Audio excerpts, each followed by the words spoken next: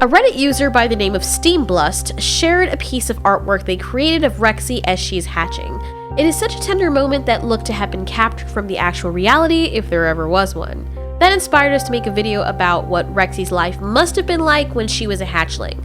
Just like the dinosaurs of Jurassic Park, Rexy would have been hatched in the manufacturing plant on Isla Sorna in 1988. She would have made her chirps to indicate to the world that she was ready to be born. As she's ready to hatch, being the first T-Rex, the scientists would quickly alert John Hammond as to the great impending event. He arrives just in time to see her breaking out using her tiny snout. John Hammond walks in and is overcome by an actual T-Rex staring back at him. A miniature version, no doubt, but the possibility of it becoming a 20,000-pound creature was just overwhelming for him. Rexy took her time writhing as she broke from out of her shelly enclosure and stared up at the humans looking back down at her with admiration. Even at that very young age, she knew that she was important. She knew she could have commanded the attention of anyone and anything. After she's hatched, she's put into an enclosure with lights and hay as bedding. Days later, other T-Rexes join her. Rexy played with them, but these young Tyrannosaurus were noticeably smaller and weaker than she was. As she grew, so did her strength and size.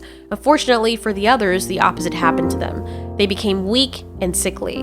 The show had to go on as Rexy got too big for her little baby cage.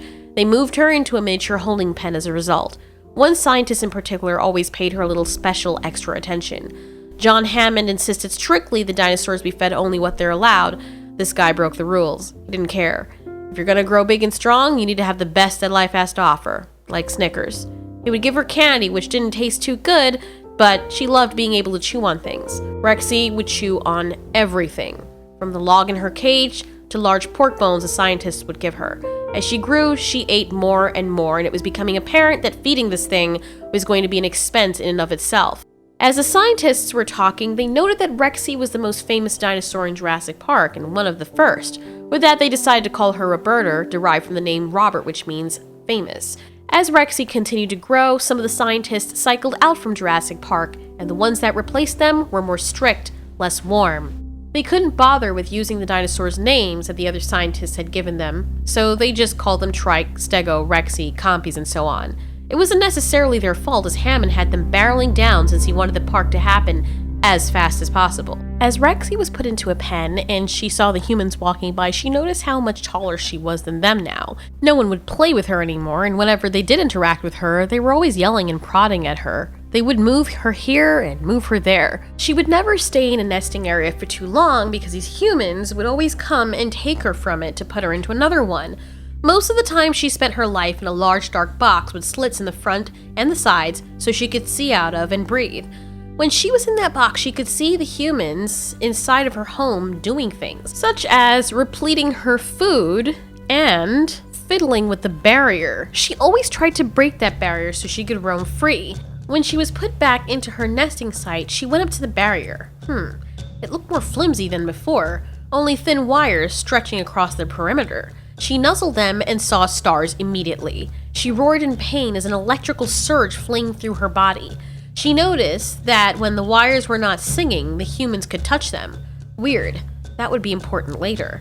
As Rexy became impressive in size, the humans interacted with her even less.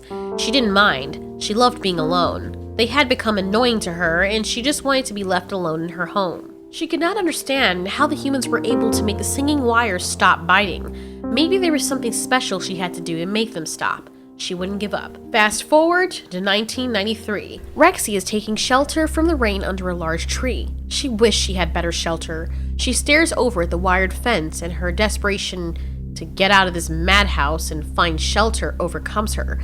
She rises, and through the rain hears a bleating.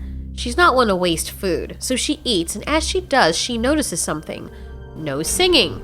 The wires are not singing. Maybe her motivation made them finally stop. She takes a chance and touches it lightly with her finger. No bite. No bite. She made them stop. She doesn't know how, but she did. Time to break out of this hellhole. Rexy bites into the wires, her freedom on the other side. As the wires fell, she took one step.